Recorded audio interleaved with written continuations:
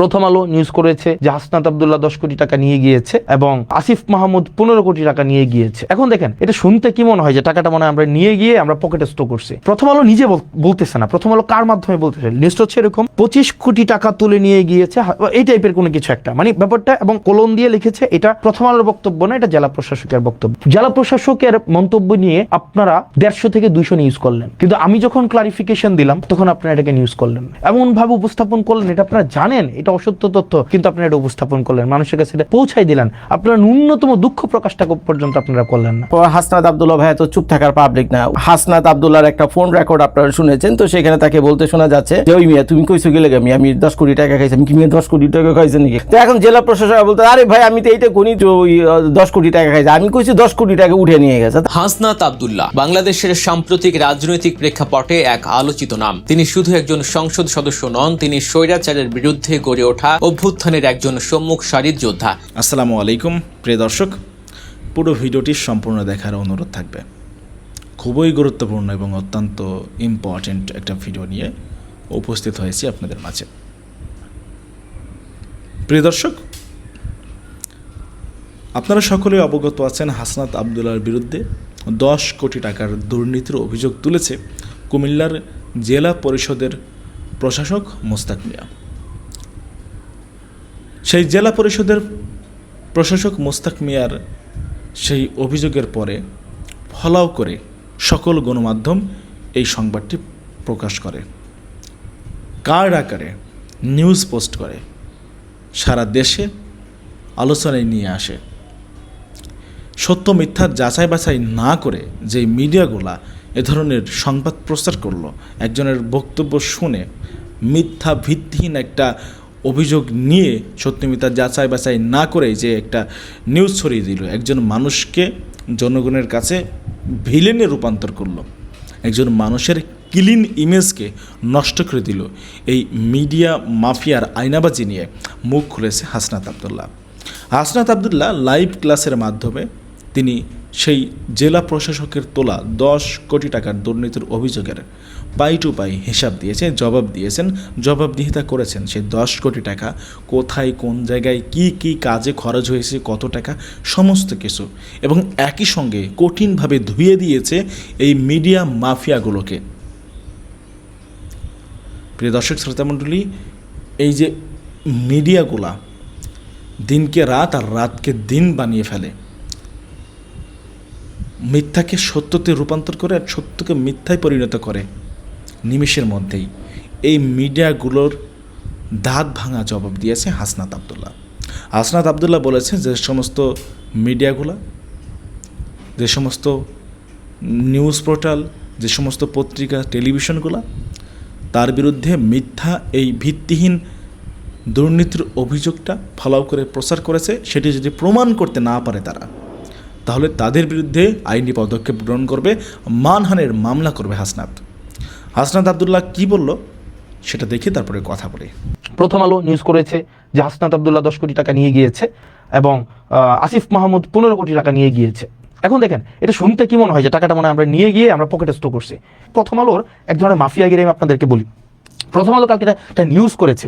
প্রথম আলো নিউজটা কিভাবে করলো? প্রথম আলো নিউজটা করছে, ফর এক্সাম্পল আমি যদি সার্চ করি প্রথম আলো ওই নিউজটা কই আছে, মানে প্রথম আলো, এটাকে অনেকে বিভিন্ন ভাষায় বলে, বিভিন্ন নামে এটাকে বলে থাকে। ওখানে আমাকে নিয়ে গতকাল একটা নিউজ করলো না যে কি যেন, এটা সার্চ কেমনে করে বের করবো বলো তো, খুঁজুন ওই যে মানে প্রকল্পের কি বলা যায় এটাকে, মানে 10 কোটি টাকা 25 কোটি টাকা হাসনাত এবং আসিফ মেরে দিয়েছে, এটা কই? Okay fine. ওখানে আপনি যে নিউজটা দেখেন, নিউজটা হচ্ছে কি প্রথম আলো নিজে বলতেছে না, প্রথম আলো কার মাধ্যমে বলতেছে, নিউজটা হচ্ছে এরকম 25 কোটি টাকা তুলে নিয়ে গিয়েছে এই টাইপের কোনো কিছু একটা, মানে ব্যাপারটা, এবং কলম দিয়ে লিখেছে এটা প্রথম আলোর বক্তব্য না, এটা জেলা প্রশাসকের বক্তব্য। যেমন এই জিনিসটা এভাবে হইতে পারতো, ধরুন আমরা যদি মাঝে মাঝে এই মিডিয়া মাফিয়াগুলো, যেমন এরা কিন্তু মিডিয়া না, মানে ধরেন নোয়ান চমস্কির একটা বই আছে, মানে কনসেন্ট ম্যানুফ্যাকচার, আপনি দেখবেন সেখানে বলা হয় যে মিডিয়া যে স্বতন্ত্রভাবে মানুষকে মিডিয়া আকারে এসে হচ্ছে আপনাকে কোনো তথ্য দেওয়ার ব্যাপারটা এমন না, তার একটা আদর্শিক বায়াসনেস থাকে এবং সে সোসাইটির সাথে সে পলিটিক্যাল পেনিট্রেশন করে। যেমন আমাদের দেশের মিডিয়াগুলোকে যদি আপনি দেখেন, আমাদের দেশের মিডিয়াগুলো কিন্তু হচ্ছে ধরেন ফর এক্সাম্পল বসুন্ধরার কে আছে? বসুন্ধরার হচ্ছে মিডিয়া হচ্ছে কালের কণ্ঠ। কিছুদিন আগে দেখবেন এই কালের কণ্ঠ না, আপনি দেখবেন বসুন্ধরার যত ব্যবসায়িক স্বার্থ সেগুলোকে সংরক্ষণ করে হচ্ছে আপনার Kaler Kantho, news 24, Daily Sun, এগুলো হচ্ছে বসুন্ধরার যত কাজ এগুলো হচ্ছে আপনার এক ধরনের পাহারাদার হিসাবে কাজ করে। আপনার এই যে বসুন্ধরার যত অপকর্ম আছে, যা কিছু আছে, যেমন কিছুদিন আগে আমাদের একটা ফাইট দেখতে আমাদের খুব মজা লাগছে, যেমন প্রথম আলো এবং বসুন্ধরার একটা ফাইট। যেমন প্রথম আলো লিখছে কালের কণ্ঠে বসুন্ধরা গ্রুপ রাষ্ট্রের ভিতরে আরেক রাষ্ট্র, তখন আবার কালের কণ্ঠ আবার প্রথম আলোর বিরুদ্ধে হচ্ছে নিউজ করছে। যেমন নিউজ করলো কি, এই যে তারেক জিয়াকে যে এইভাবে 1/11 মধ্য দিয়ে তাকে দেশ থেকে তাড়ানো, তারপরে হচ্ছে -2 ফর্মুলা, সবগুলোর কুশলী হচ্ছে এই হচ্ছে আপনার প্রথম আলো এবং ডেইলি স্টার, এই দুইটা হচ্ছে এক ধরনের মাফিয়া। ওরা ওদের ব্যবসায়িক যে স্বার্থটা, এই স্বার্থটাই হচ্ছে ওরা সংরক্ষণ করে। এখন ধরেন গতকালের যে বিষয়টা হয়েছে প্রথম আলো বলেন বা আরো কিছু এখন আওয়ামী সংশ্লিষ্ট যেসব মিডিয়াগুলো আছে তাদেরকে এখনো পর্যন্ত সার্ভ করে যায়, ওরা দেখবেন ওরা বলবে যে আমি তো বলি নাই, ওই ব্যক্তি বলছে। ঠিক একইভাবে আমি যদি বলি প্রথম আলো হচ্ছে রাসূল সাল্লাল্লাহু আলাইহি সাল্লামকে কটূক্তি করেছে, এটা আমি বলি নাই, এটা কে বলেছে? এটা হচ্ছে অন্য একজন বলেছে। এই ট্রাম্প কার্ড কিন্তু আমরা খেলতে পারি, কিন্তু আমরা এই ধরনের বদমাইশি বা এই ধরনের হচ্ছে প্রথম আলো যে বদমাইশিটা করে, এই বদমাইশিটা আমরা করবো না, কারণ ওরা শিক্ষা নেয় না। ঠিক একইভাবে অন্যান্য যে কালের কণ্ঠ যে বদমাইশি করে, আমরা এই বদমাইশি করবো না। কারণ আপনারা যদি এই বদমাইশি করে আপনারা মনে করবেন যে আপনারা আমাদের ট্রান্সপারেন্সিকে আপনারা কোয়েশ্চেনেবল করবেন, আপনারা করতে পারবেন না, কোনোদিনও পারবেন না। কারণ সেখানে আমরা পিপলের ম্যান্ডেট নিয়ে এখানে দাঁড়াই আছি, এবং যদি কোনো ধরনের অসততা, কোনো ধরনের হচ্ছে অর্থের কোনো 1 পয়সারও এদিক সেদিক থাকতো, এতদিন পর্যন্ত দাঁড়াই থাকতে দিত না, কম্প্রোমাইজ করতে হইতো। অ্যাটলিস্ট প্রথম আলো, ডেইলি স্টার, এই যে তারপরে হচ্ছে আপনার মাফিয়াগিরি যেটা করতেছেন, এটা খুবই আনঅ্যাকসেপ্টেবল। এই মাফিয়াগিরি, এই ক্লিক বেইট জার্নালিজম অ্যাটলিস্ট আপনাদের কাছ থেকে আমরা প্রত্যাশা করি না। আপনি নিউজটা এমনভাবে করেছেন যে মনে হয়েছে এই যে টাকাটা আমি নিয়েছি। এখন দেখেন, অ্যাটলিস্ট আপনারা যে কাজটা করেছেন 25-30 বছর 40 বছর পরে এই হেডলাইন দিয়ে কিন্তু জাজ করা হবে। আপনি আমাকে বলছেন কি রাজস্ব খাত থেকে 25 কোটি টাকা তুলে নিয়েছে হাসনাত আব্দুল্লাহ, আসিফ মাহমুদ। কে বলছে? জেলা প্রশাসক। কিন্তু আপনি নিউজের মধ্যেই দেখলেন যে এখানে ক্লারিফাই হইলো এই কথাটা ভুল। তাইলে আপনি কেন ক্লারিফাই করলেন না? পরে কেন নিউজ করলেন না? জেলা প্রশাসকের মন্তব্য নিয়ে আপনারা 150 থেকে 200 নিউজ করলেন, কিন্তু আমি যখন ক্লারিফিকেশন দিলাম তখন আপনারা এটাকে নিউজ করলেন না। আপনারা সোসাইটিতে আপনারা একটা মতামত ম্যানুফ্যাকচার করতে চান, মানুষকে এই মতামতটা দিতে চান যে জুলাইয়ের মধ্যে যারা ছিল বা যারা নতুন ভাবে রাজনীতিতে আসতে চাচ্ছে ব্যাকগ্রাউন্ড ছাড়া, আপনাদের একটু কালচার করবা, একটু আওয়ামী কালচার করবা, একটু হচ্ছে কালচারাল হচ্ছে ওই বিভিন্ন এগুলা বলতে এখন নিজের কাছে মানে এই প্রতিষ্ঠানগুলো যদি সমাজে বিভাজন সৃষ্টির জন্য দায়ী করা যায়, এই প্রতিষ্ঠানগুলোকে দায়ী করা যাবে। এই মাফিয়া, আমি ব্যক্তিগতভাবে এই কারণে এই মাফিয়া মিডিয়াগুলোর কাছে আমি কখনোই যাই না, কারণ আমি দেখেছি এরা এজেন্ডা নিয়ে আপনাকে বিতর্কিত করে, যেমন গতকাল দেখবেন সবগুলো নিউজ করছে যে কি টাকাটা যখন নিছি এটা যখন বলছে এটা নিয়ে নিউজ হয়েছে, কিন্তু এটা ক্লারিফাই যখন করা হলো এটা নিয়ে কোনো নিউজ নাই। এখন এই মিডিয়াগুলা প্রত্যেকটা একটাও মিডিয়া না, এগুলো হচ্ছে ব্যবসায়িক প্রতিষ্ঠানকে বাঁচিয়ে রাখে। বসুন্ধরা লক্ষ লক্ষ কোটি টাকা হচ্ছে মানুষ থেকে ছিনাই নিছে, তার করছে, তারপরে হচ্ছে এগুলো নিয়ে দেখবেন কখনোই কালের কণ্ঠে কিছু বলবে না, কখনোই নিউজ 24 কিছু বলবে না, ডেইলি সান কখনোই কিছু বলবে না, এগুলো নিয়ে কিচ্ছু বলবে না। কারণ এরা হচ্ছে ওই বসুন্ধরার শাহ আলম, এই আনভির, এদের পয়সা দিয়ে এরা চলে, এদের দিয়ে এরা হচ্ছে এই যে মিডিয়াগুলা এদের রক্ষিতা, এই মিডিয়াগুলা এরা হচ্ছে রক্ষিতা। ঠিক একইভাবে ডিবিসি একটা হচ্ছে আপনার নিউজ চ্যানেল, আমি রানিং মেম্বার অফ পার্লামেন্ট, কিন্তু আমাকে বাধ্য করা হচ্ছে এভাবে বলতে, আপনারা আমাদেরকে ঠেলে দিচ্ছেন।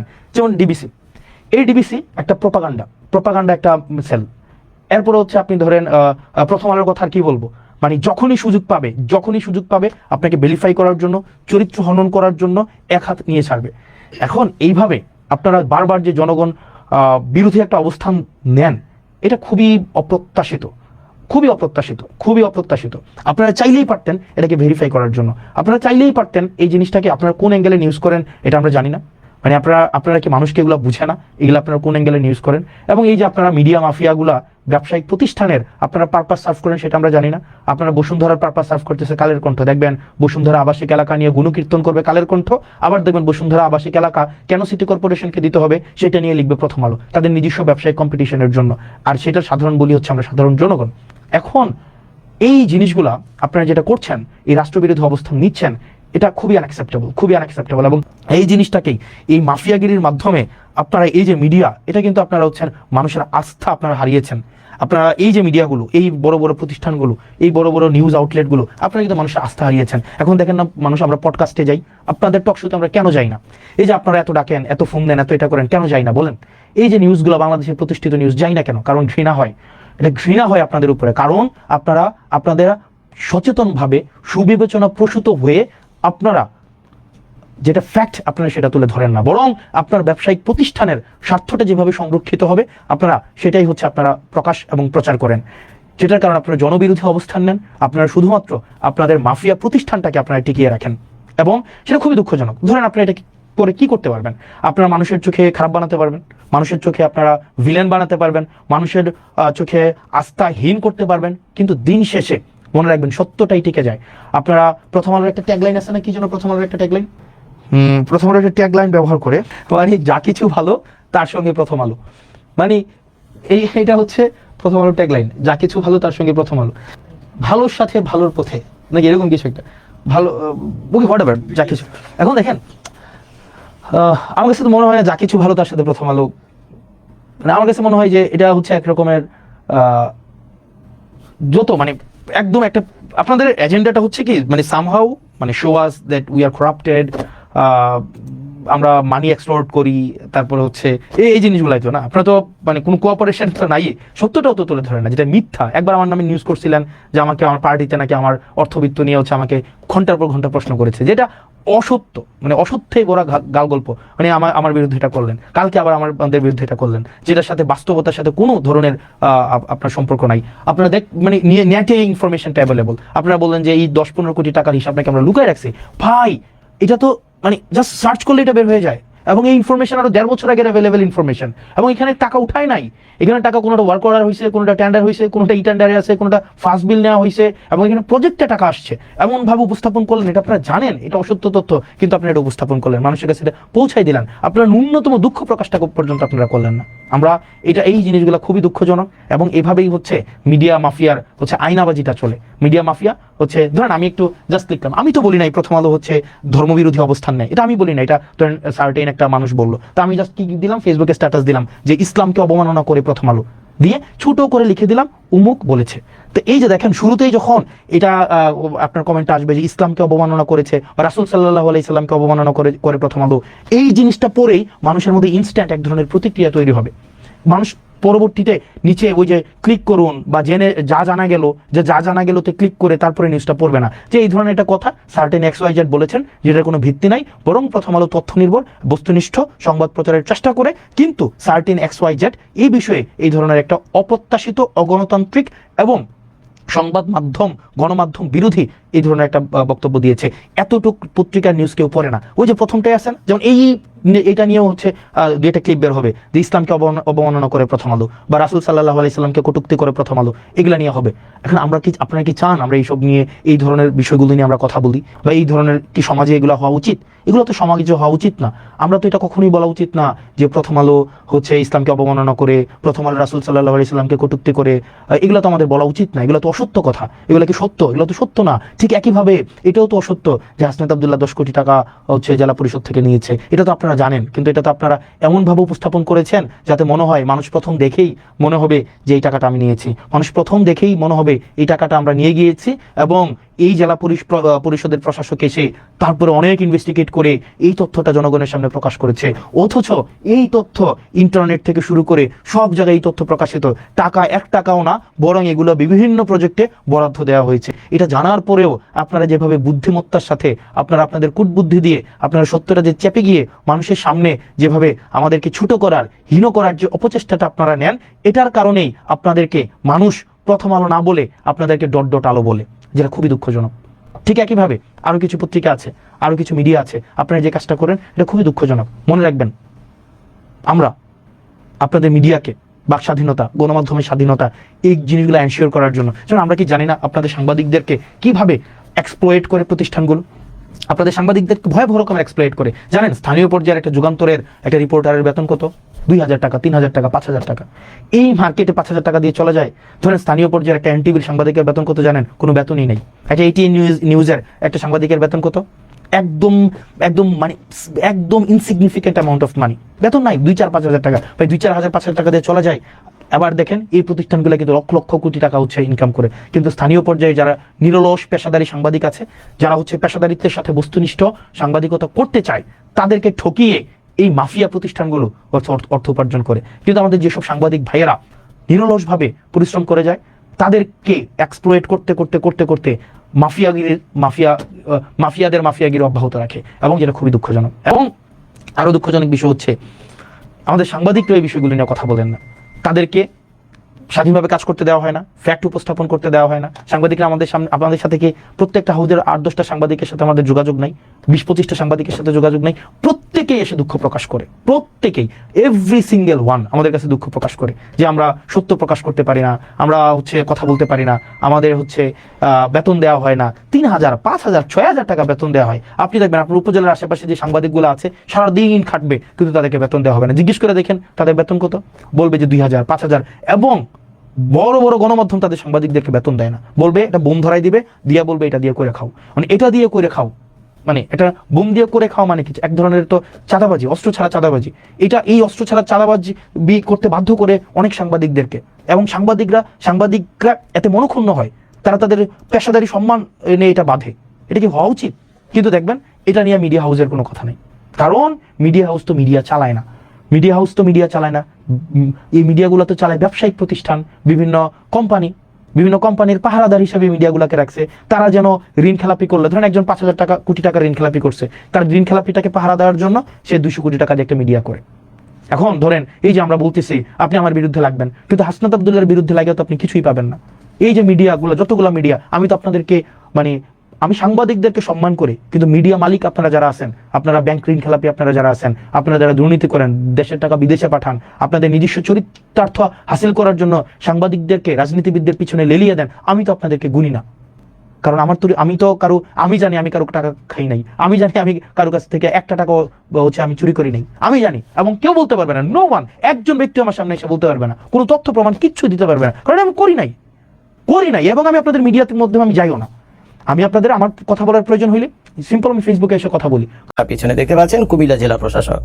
তো আমাদের এই আঙ্কেল গত 2 দিন আগে এসে অভিযোগ করছেন যে কাম সেরা ফেলাইছে, বুঝছেন, আসিফ মাহমুদ সজীব ভুইয়া আর আমাদের হাসনাত আব্দুল্লাহ ভাইয়া, আমাদের ইয়াং স্টার, আমাদের নতুন প্রজন্মের নেতা, বাংলাদেশের ভবিষ্যৎ কান্ডারি, বুঝছেন, কঠিন অবস্থা, ফাড়ায় ফেলবো পুরো বাংলাদেশ, বুঝছেন। তরুণদেরকে আমরা নিয়ে এসেছি, বুড়া যতগুলো আছে সেগুলোর খেতে আমরা তরুণদেরকে নিয়ে এসেছি। তো তরুণদের বিরুদ্ধে উনি একটা কঠিন অভিযোগ করছে যে ভাই কাম সাইরা ফেলাইছে হাসনাত আব্দুল্লাহ ভাইয়া আর আমাদের হলো আসিফ মাহমুদ সজীব। কি করছে তারা?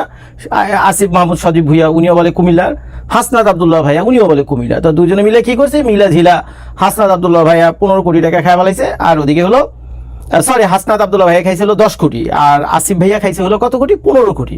এই একটা বক্তব্য দিয়েছে, যেটা 2 দিন আগে আপনারা দেখছেন। তো এই বক্তব্যটা আপনারা সবাই কম বেশি শুনছেন। সো এই বক্তব্যটা দেওয়ার পর হাসনাত আব্দুল্লাহ ভাইয়া তো চুপ থাকার পাবলিক না, উনি জানেন ফেসবুকে ওনার বেশ ভালোই 24 ঘন্টা কম বেশি উনি ফেসবুকই থাকে। একের পর এক পোস্ট আছে, ক্রিয়া প্রতিক্রিয়া, তারপর অ্যাকশন রিয়াকশন, বহু ঘটনা আপনারা দেখতে পাবেন তার ফেসবুক গিয়ে। তো তার আন্দোলন মোটামুটি ফেসবুক ভিত্তিক, এবং বিশাল একটা গ্রুপও আছে তার। হতেই পারে, ভালো ছেলেটা, ভালো, একটা খারাপ না, ভালো মন্দ মিলে চলে আর কি। তো যাই হোক, আস্তে আস্তে যখন এই ধরনের 1টা 2টা 3টা 4টা করে অভিযোগ উঠতে থাকে, তখন আর মানুষের জনপ্রিয়তাটা ওই জায়গায় থাকে না। তখন এক সময় যখন মানুষ কাউকে ভালোবেসে মাথার উপরে রাখে, যেমন 4-5 মিলিয়ন তার ফলোয়ার আছে, মাথায় উড়ে রাখছে সবাই কম বেশি, কিন্তু যখন তাদের অপকর্মগুলো যদি তার এই ধরনের অপকর্ম করতেই থাকে 1 দিন 2 দিন 3 দিন, তারপর কি করবে? মাথার উপর থেকে নামায়া পাবলিক তখন জারুদা পিটানো শুরু করবে। এটি বাংলাদেশে হয়েছে। আওয়ামী লীগের বিভিন্ন লোকজনরা আপনারা দেখেন এত প্রতাপশালী ছিল, তো দেখছেন তো তাদের কি করুণ অবস্থা। এই বাংলাদেশের মানুষই করছে কম বেশি এই কাহিনী। তো এখন হাসনাত আব্দুল্লাহ ভাই কি করছে, যখন দেখছে খাইছে আমার যে 10 কোটি টাকা নিয়েছি, ভাবছে এটা তো গোপনই থাকবে, কেমনি কি, এখন সরকার পরিবর্তন হয়েছে, বিএনপি সরকারের সাথে তো তাদের নানা রকম হিসেব নিকেশ আছে, ঠিক আছে, দুইজন সবাই মিলে জিলে খাওয়ার একটা বন্দোবস্ত করে নিছে।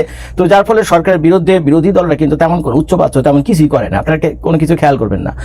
আবার অন্যদিকে সরকারি দল কিন্তু বিরোধী দল বা আগের পূর্বের সরকার বা এই ইউনুস মোল্লার সরকার যাদের আছে তাদের বিরুদ্ধে কিন্তু কোনো কথাবার্তা বলাটা খেয়াল করছেন। তো তার মানে সবাই মিলে ঝিলে গেছে। ইউনুস মোল্লা যখন বাংলাদেশ ছেড়ে চলে গেছে, তখন উনি যা খাওয়ার খাইছে, যাওয়ার সময় হয়তো কানে কানে আমাদের তারেক ভাইকে বলে গেছে যে ছোট ভাই যা খাওয়ার খাইছে আমি, বুঝছো, খায় আমার পেট ফুলে গেছে, আমি আর হজম করতে পারতেছি না, যাও কি বলে, এটা আল্লাহর মাল, গনিমতের মাল, বাংলাদেশের একটা গনিমতের মাল, যাও তুমিও বাকিটা গিয়া খাও, যত বছর পারো খাও, আমি 2 বছর খাইছি, আমার হয়েছে ভাই, আমি বাঁচুন না বেশি দিন। তো সে এখন খাওয়া দাওয়া হয়তো বা শুরু করছে, এবং সে খাইতে গিয়ে তার যাতে আবার ডিস্টার্ব না করে, তখন বিরোধী দলে যারা আছে কম বেশি তাদেরও তো ভাগ বাটোয়ারা দিতে হয়। তো যার ফলে সবাই মিলেমিশে একটা সেটিং ফেটিং সম্ভবত হয়ে গেছে। তো যার ফলে না সরকারের বিরুদ্ধে কোনো রকম দুর্নীতির অভিযোগ আপনারা শোনেন, অনিয়মের অভিযোগ শোনেন, নাকি ইউনুস মোল্লার আমলে যে অনিয়মগুলো হয়েছিল সেগুলোর বিরুদ্ধে কোনো অভিযোগ তেমন একটা শোনেন, বা সেগুলোর কোনো অ্যাকশন রিয়াকশন কিছু হয়, কোনো আইনি প্রক্রিয়া নেই, কিচ্ছু নাই, একটা পুরো গণিমতের মাল হয়ে গেছে। তো এখন যখন হাসনাত আব্দুল্লাহ ভাইয়ের বিরুদ্ধে এই অভিযোগ উঠলো, তখন সে ভাবছিল যে নতুন সরকার আসে, এটা নিয়ে তো তেমন কিছু হবে না, 10 কোটি টাকা চামের উপরে আমি নিয়ে এসেছি উন্নয়নের নামে, এডিপি নাকি অ্যানুয়াল ডেভেলপমেন্ট প্রোগ্রামের নামে নিয়েছে, হান্দি জেলা প্রশাসক এসে একেবারে মাইকের সামনে এসে চিল্লিয়ে কইতেছে যে ওই মিয়া খাইছে 10 কোটি, ওই মিয়া খাইছে 15 কোটি। এখন তো তাদের চুপ থাকার কথা না। তো হাসনাত আব্দুল্লাহ ভাই একেবারে 1 সেকেন্ডও দেরি না করে ঝাঁপায় পড়ছে তার ফেসবুকে গিয়ে সে 5 কোটি টাকার হিসাব আমাদেরকে দিছে, 10 কোটি টাকা 5 কোটি টাকার হিসাব আমাদের দিছে। আর আসিফ মাহমুদ সজীব ভুইয়া সে দেখলাম আরেক জায়গায় গিয়ে বলতেছে যে এক মূর্খকে জেলা প্রশাসক বানিয়েছে। এই মূর্খ বেটা তো ওই এডিপি কারে বলে আর রাজস্ব তহবিল থেকে পয়সা নেওয়া কারে বলে, এবার এই দুইটার পার্থক্য বোঝেন। এই মূর্খ তো তাদেরকে বসাইছে জেলা প্রশাসক হিসেবে, এবং উড়াধুরা গালিগালাজও করছে বিএনপি। তো এইগুলো বর্তমান অবস্থা। তো দুই পক্ষের কথাই আমি শুনলাম। তো প্রথম যখন এই জেলা প্রশাসক, কুমিল্লা জেলা প্রশাসক এই অভিযোগ আনলো, তারপর হাসনাত আব্দুল্লাহর একটা ফোন রেকর্ড আপনারা শুনেছেন। তো সেখানে তাকে বলতে শোনা যাচ্ছে যে ওই মিয়া তুমি কইছো গেলে আমি 10 কোটি টাকা খাইছি, কি 10 কোটি টাকা খাইছে নাকি, কারে কি প্রমাণ দেবে এটা। তো এখন জেলা প্রশাসক বলতে আরে ভাই আমি তো এইটা গুনি, তুমি তো 10 কোটি টাকা খাইছে, আমি কইছি 10 কোটি টাকা উঠে নিয়ে গেছে। তারপর আগে পিছে তাদের অনেক কথাবার্তা হয়েছে। তো তখন এই ভিডিও যখন বাজারে ভাইরাল, তখন পাবলিক সাপোর্ট চলে গেছে আবার হাসনাত আব্দুল্লাহর পক্ষে।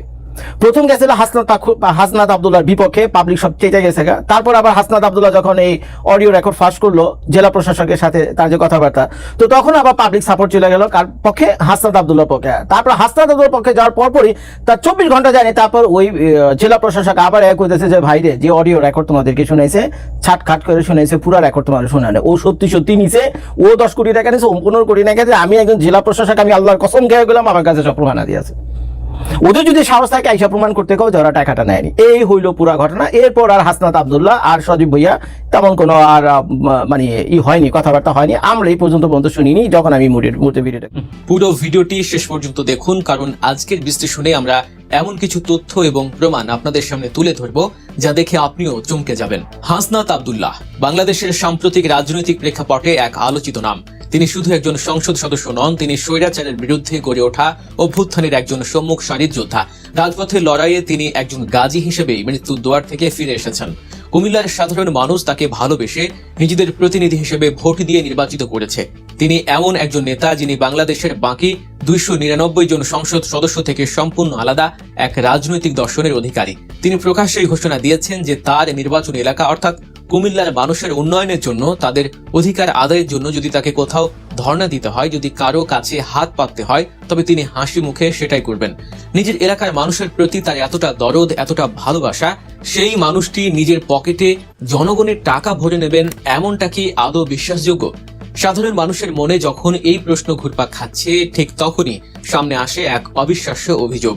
ঘটনার সূত্রপাত হয় কুমিল্লা শিল্পকলা একাডেমিতে আয়োজিত একটি রাজনৈতিক আলোচনা সভায়। সেখানে কুমিল্লা জেলা পরিষদের প্রশাসক এবং কুমিল্লা বিভাগীয় বিএনপির সহ সাংগঠনিক সম্পাদক মোহাম্মদ মোস্তাক মিয়া প্রকাশ্যে মাইক হাতে অভিযোগ করেন যে হাসনাত আব্দুল্লাহ এবং এনসিপির আরেক নেতা আসিফ মাহমুদ সজীব ভুইয়া মিলে 25 কোটি টাকার বরাদ্দ নিয়ে গেছেন।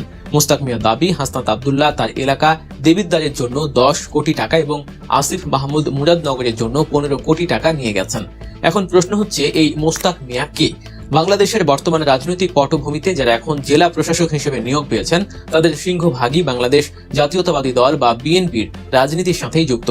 বর্তমান ক্ষমতা কেন্দ্রিক রাজনীতির সুবিধাভোগী এই দলীয় জেলা প্রশাসকরা যখন কোনো রাজনৈতিক মঞ্চে দাঁড়িয়ে একজন জনপ্রিয় এবং গণমানুষের নেতার বিরুদ্ধে এমন ভয়াবহ অভিযোগ তোলেন, তখন স্বাভাবিকভাবেই এর উদ্দেশ্য নিয়ে প্রশ্ন ওঠে, এটি কি নিছকই কোনো দুর্নীতির অভিযোগ, নাকি নতুন প্রজন্মের উদীয়মান রাজনৈতিক শক্তিকে অঙ্কুরে বিনষ্ট করার এক সুগভীর ব্লুপ্রিন্ট?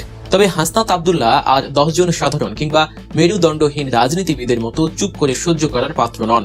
অভিযোগ ওঠার পরপরই তিনি সরাসরি ফোন করেন জেলা পরিষদের ওই প্রশাসক মোস্তাক মিয়াকে।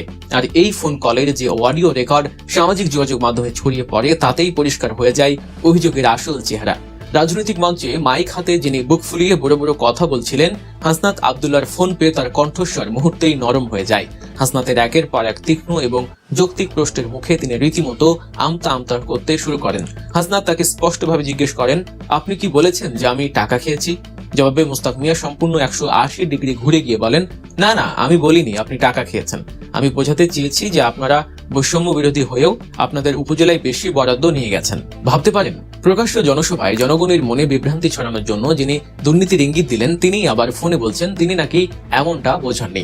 হাসনাত আব্দুল্লাহ তাকে স্পষ্টভাবে জানিয়ে দেন যে জ্ঞান থাকলে তিনি এমন অবাস্তব কথা বলতেন না, কারণ যে বরাদ্দের কথা বলা হচ্ছে তা কোনো ব্যক্তির পকেটে যায় না, তা যায় উপজেলা প্রশাসনের খাতে। এখানেই শেষ নয়, হাসনাত আব্দুল্লাহ নিজের ভেরিফাইড ফেসবুক পেজ থেকে লাইভে আসেন।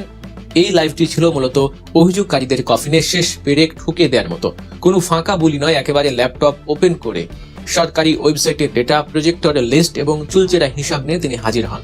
হাসনাত আব্দুল্লাহ সেই লাইভে অভিযোগের প্রতিটি স্তরকে ভেঙে টুকরো টুকরো করে দেন। তিনি স্পষ্ট করে প্রমাণ সহ দেখিয়ে দেন যে এই বরাদ্দ কোনোভাবে রাজস্ব খাতে নয়, বরং এটি স্থানীয় সরকারি বিভাগের বিশেষ উন্নয়ন বরাদ্দ বা এডিপি। তিনি দেখান যে তার এলাকা দেবিদ্বারের জন্য যে 8,42,00,000 টাকার বাজেট এসেছে তা মোট 148টি ভিন্ন ভিন্ন প্রকল্পের জন্য বরাদ্দ করা হয়েছে। সবচেয়ে গুরুত্বপূর্ণ বিষয়টি হলো এই টাকা হাসনাত আব্দুল্লাহ নিজের ব্যাংক অ্যাকাউন্টে আসেনি। এই টাকা বরাদ্দ হয়েছে উপজেলা প্রশাসনের জন্য। সেখান থেকে ই টেন্ডার এবং প্রকল্প কমিটির মাধ্যমে কাজগুলো বাস্তবায়িত হচ্ছে। হাসনাত আব্দুল্লাহ প্রমাণ করে দেন যে 148টি খাতের মধ্যে কোনোটিতে ই টেন্ডার হয়েছে, কোনোটিতে ওয়ার্ক অর্ডার হয়েছে, আবার কোনোটির কাজ এখনো শুরুই হয়নি।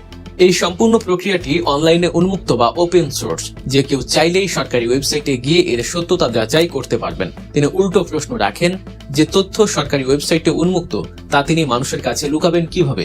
আর লুকানোরই বা কি আছে? এটা তো তার নিজের এলাকার উন্নয়নের বাজেট। এখন আসা যাক আসল রাজনৈতিক বিশ্লেষণে। হাসনাত আব্দুল্লাহর মতো একজন ক্লিন ইমেজের নেতার বিরুদ্ধে এত ডাহা মিথ্যাচার কেন করা হলো? এর পেছনের রাজনীতিটা আসলে কি? বিশ্লেষকদের মতে এর পেছনের মূল কারণ হলো পলিটিক্যাল ইনসিকিউরিটি বা রাজনৈতিক নিরাপত্তাহীনতা। বিগত দিনে ক্ষমতাচ্যুত আওয়ামী লীগ সরকার তো সবসময়ই তার বিরোধী ছিল, কিন্তু বর্তমানের পরিবর্তিত রাজনৈতিক পটভূমিতে যারা ক্ষমতায় রয়েছে সেই বিএনপিও এখন হাসনাত আব্দুল্লাহর এই বিশাল জনপ্রিয়তা আর পরিচ্ছন্ন ইমেজকে সহ্য করতে পারছে না। হাসনাত আব্দুল্লাহরা প্রচলিত রাজনীতির ধারায় বিশ্বাস করেন না। তারা চাঁদাবাজি, টেন্ডারবাজি বা দখলদারিত্বে রাজনীতি করেন না। তারা কথা বলেন সরাসরি মানুষের চোখের দিকে তাকিয়ে। তাদের এই সততা এবং সাধারণ মানুষের সাথে তাদের যে আত্মিক সংযোগ, এটাই পুরনো ধাঁচের রাজনৈতিক দলগুলোর জন্য সবচেয়ে বড় আতঙ্কের কারণ হয়ে দাঁড়িয়েছে। জেলা পরিষদের প্রশাসকের মতো দায়িত্বশীল পদে বসে একজন দলীয় ব্যক্তি যখন রাজনৈতিক মঞ্চ ব্যবহার করে এমন মিথ্যাচার করেন, তখন বুঝতে বাকি থাকে না যে উদ্দেশ্য প্রণোদিতভাবে সাধারণ মানুষকে বিভ্রান্ত করার চেষ্টা চলছে। তারা চাইছে যে মানুষটিকে দুর্নীতি দিয়ে কেনা যায়নি, তাকে অন্তত দুর্নীতির মিথ্যা অপবাদ দিয়ে জনগণের কাছে ছোট করা হোক। কিন্তু তারা ভুলে গিয়েছিল যে মানুষ এখন অনেক সচেতন। এখন আর মাইকে একটা মিথ্যা কথা বলে পার পাওয়া যায় না। মানুষ এখন তথ্য যাচাই করতে জানে। হাসনাত আব্দুল্লাহর এই প্রতিবাদ এবং তথ্যভিত্তিক জবাব শুধু তাকেই নির্দোষ প্রমাণ করেনি, বরং পুরনো রাজনীতির সেই নোংরা অপকৌশলকেও নগ্ন করে দিয়েছে। তিনি প্রমাণ করেছেন, সত্য যখন তথ্য আর প্রমাণের জুতো পরে বেরিয়ে আসে, তখন মিথ্যাচারের তাসের ঘর ভেঙে পড়তে বাধ্য। প্রিয় দর্শক শ্রোতা, আপনারা দেখতে পারলেন। এখন আপনারা জানাবেন ব্যক্তিগতভাবে আপনাদের অভিব্যক্তিটা কি থাকবে। হাসনাত আব্দুল্লাহর বিরুদ্ধে যেই একটা দুর্নীতির অভিযোগ তোলা হলো, সেটি যাচাই বাছাই না করেই যে মিডিয়াগুলা ফলো করে প্রচার করলো, আসলে খুবই খারাপ একটা বিষয়। এগুলো খারাপ লেগেছে আমার কাছেও। যখন জানতে পারলাম, যখন জেলা পরিষদের প্রশাসকের কাছে যখন হাসনাত আব্দুল্লাহ নিজে যখন ফোন দেয়, তার সেই audio call record, phone call record, কোন আলাপটি আপনারা শুনেছেন, সেখানে কিন্তু জেলা পরিষদের সেই প্রশাসক নিজেই বলেন যে হাসনাত টাকা খেয়েছে, দুর্নীতি করেছে, সেটা তিনি বলেন নাই। মিডিয়ার যেগুলো এসেছে সেগুলা কাট করে দেওয়া হয়েছে, সম্পূর্ণ বক্তব্যটি দেওয়া হয়নি। এবং তিনি এই জন্য দুঃখ প্রকাশ করে। তিনি বলেন যে এলাকাবাসীর উন্নয়নের জন্য, উন্নয়নমূলক কর্মকাণ্ডের প্রকল্পের জন্য বরাদ্দ ছিল আপনার এলাকায় 10 কোটি টাকা। আমার জেলা পরিষদের মাধ্যমে সে 10 কোটি বরাদ্দকৃত টাকা আপনার এলাকায় গিয়েছে। আমি সেটা বোঝাতে চাইছি। প্রিয় দর্শক শ্রোতামণ্ডলী, এখন জানাবেন আপনারা কি বলতে চান। হাসনাত আব্দুল্লাহ আজকে যেই লাইভ ক্লাসের মাধ্যমে সম্পূর্ণ জবাবদিহিতা করলো, সেটা নিয়ে আপনাদের অভিব্যক্তি কী থাকবে সেটা অবশ্যই কমেন্ট করবেন আপনারা। প্রিয় দর্শক শ্রোতামণ্ডলী, ভালো থাকবেন, সুস্থ থাকবেন। ভিডিওটা সর্বোচ্চ পরিমাণে শেয়ার করে দিবেন সকলের মাঝে। আজকের মতো এ পর্যন্তই। আল্লাহ হাফেজ।